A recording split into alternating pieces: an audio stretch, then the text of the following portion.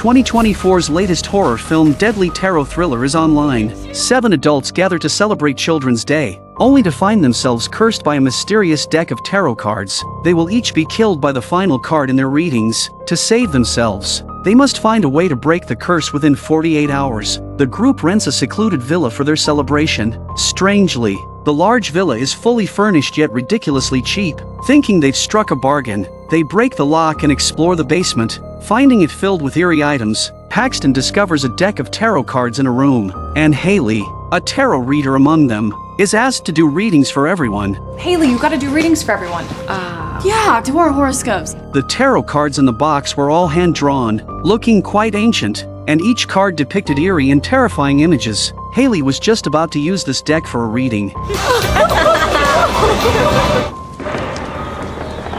Feeling a rush of creepiness, Haley had wanted to refuse the divination because the unspoken rule is that you can't use someone else's cards. But to the others, who had never touched tarot cards, these rules seemed like nonsense. They don't believe in weirdness at all. Under their strong insistence, Haley reluctantly agreed. During the reading, Paxton suddenly needed to use the restroom. As he approached, he noticed the closed door being blown open by the wind. As if something was hiding in the darkness, Paxton opened the door and peeked out, seemingly seeing a figure standing not far away. Suddenly, the motion-activated light on the wall turned on, and the figure disappeared. The 7 of them had a blast in the villa, finally putting the tarot cards back in place late at night. However, they never expected that breaking the rules of divination would cost them their lives. Late at night, the group decided to go out to a frat party, but Elise, unable to handle her alcohol, stayed behind in the villa alone. She took a hot bath, but just as she finished, she heard noises in the hallway. Could the others have already finished partying and come back? She walked out of the bathroom only to see the attic ladder had fallen down. Elise thought the house was old and the ladder had broken, so she put it back up. But just as she lay down to sleep, she heard the ladder fall again. As she went to put it back, a shadow in a black robe appeared behind her.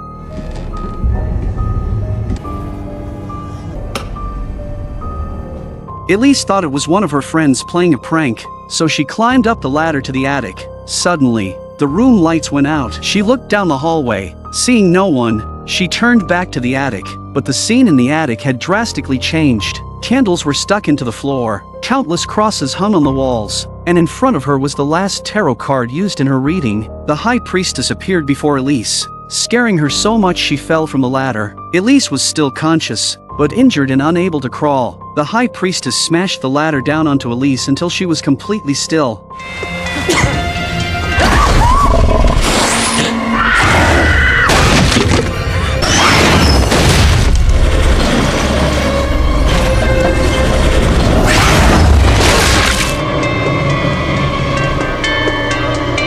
The next day, the police sealed off the scene. The others were heartbroken to learn of Elise's death and hurriedly left the villa. But Lucas, after ensuring the others got home safely, walked home alone, unaware that misfortune was also upon him. Lucas took the subway to Licorice Market, a large station. As he walked through the tunnel towards home, the lights started flickering, and darkness quickly enveloped him. He opened a nearby door, entering the restricted area of the station. Strangely, this door was usually locked, but Lucas opened it easily. He called for staff, hoping someone would come. The next moment, however, a recluse with a lamp suddenly appeared. Startling him, Lucas hurriedly fled to an abandoned subway car to hide, but the hermit easily found him. The hermit reappeared, causing Lucas to fall from the carriage and be hit by an oncoming train.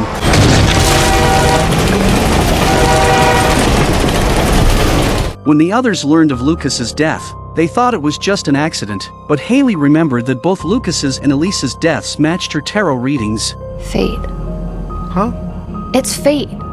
Elise's divination result is that she will fall from a high place recently, while the divination result for Lucas is not to go to dangerous places. Clearly, their deaths were related to the readings. The others had also been read. If these readings came true, they couldn't escape either. Searching online for a solution, they found a post titled "The Evil Plot of Fate." The post detailed a group in Mexico who died after a tarot reading. The author, a professional astrologer named Alma. After getting Alma's home address, they found her overnight. Alma, thinking they wanted a reading, shouted at them to leave, until Haley explained that 2 friends had died because of a tarot reading. Alma opened the door. Haley described the tarot deck, and Alma immediately knew its origin. In the many years before that, countless people had died because they had been divined with that deck of cards. In her youth, Alma and her friends had used the deck, and she was the sole survivor. The deck dates back to Hungary in 1798. A count, a practitioner of the occult, had an astrologer who accurately predicted many events, helping the count gain power and wealth. However, the astrologer predicted the count's pregnant wife and newborn would die in childbirth. The count ordered the astrologer to change the prediction, but she tried countless times to no avail. Enraged, the count expelled the astrologer and her daughter. The prediction came true, and the count believed the astrologer had used witchcraft. He had her daughter hanged. Seeking revenge, the astrologer performed a dark ritual, binding herself and the tarot cards together. Those who used the cards after the count were killed by them. The deck was cursed, and anyone who used it was doomed. To break the curse, they had to destroy the cards. They drove back to the villa to retrieve the deck. As they crossed a bridge, the car inexplicably slowed and stopped. Immediately afterwards, a figure of a man hanging himself appeared on the car window. Seeing this, Madeline knew her curse was about to come true. As her reading showed the Hanged Man card, Madeline was scared out of her wits. If she had stayed in the car, there was nowhere in the small space to hang her. But she got out of the car to escape the place. The others chased after her but were too late. The Hanged Man appeared, climbing the bridge's framework. Just as Madeline neared the bridge's end, she was hoisted up by the Hanged Man's rope. With a piercing scream,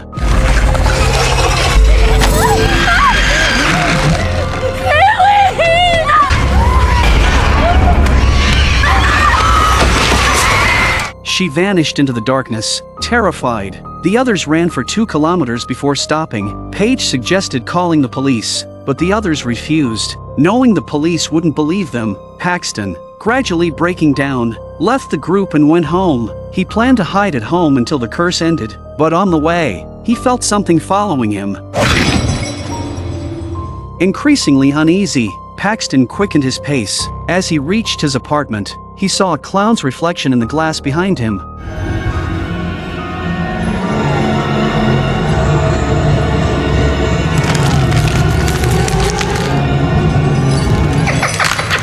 Paxton rushed inside and took the elevator. When it reached the 5th floor, the clown was already waiting. Meanwhile, the other 3 returned to the villa and found the tarot deck. They tried to burn it, but the cards were impervious to flames. The deck was protected by the witch's magic, and natural forces couldn't destroy it. They took the cards to Alma, seeking her help. Alma explained that the witch had bound her soul to the tarot cards, making the readings come true. Alma set up a ritual in her room, intending to separate the witch's soul from the cards. The formation is surrounded by 12 constellations, each corresponding to an oar. Alma placed her hand on the cards, chanting to summon the witch. Suddenly, Alma was paralyzed. I wish to speak. And the witch appeared behind her. The witch gave Alma no chance, standing and waving her hand. The tarot deck opened and gave Alma a reading. The result showed Alma being stabbed in the back with multiple knives. Immediately after, Alma is sucked into the darkness by a force, and the other 3 pull out and run, but they've just made it to the corridor when Alma falls out of the sky with 6 knives sticking out of her back. The 3 continued running, but Paige soon found herself in a hallucination. She was at a circus with grotesque spectators. Terrified, she hid in a box. She never imagined it was a trap. Trapped in the box, she couldn't escape. She saw through a keyhole as a performer approached with a saw, and then the saw pierced the box. In the evil spectators' laughter, Paige was cut into pieces. Now only Haley and Grant remained. Alma was their only hope to break the curse. With Alma dead, they were utterly desperate, sitting against a wall, waiting for their end. Grant's words sparked an idea in Haley. Maybe we were cursed from the start. Haley realized if being read by the tarot cards cursed them, maybe reading the witch's fortune would curse the witch. Just as they were happy that they had come up with a solution, tragedy struck close behind. The glass behind them shattered. A hand grabbed Grant, and a monster followed through the window, hiding in the shadows. Haley knew this monster was her curse and ran, but the monster was always a step ahead. The monster caught her by the neck.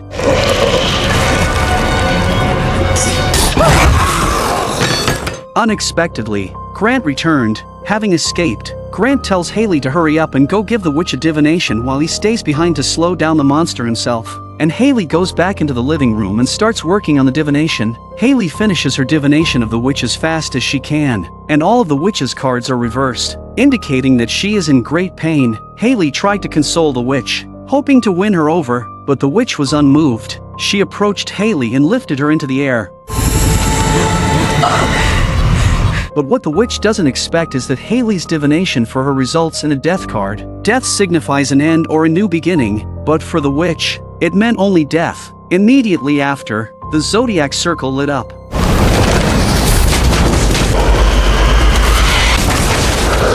And a violent storm arose within the formation, trapping the witch and immobilizing her. Haley broke free.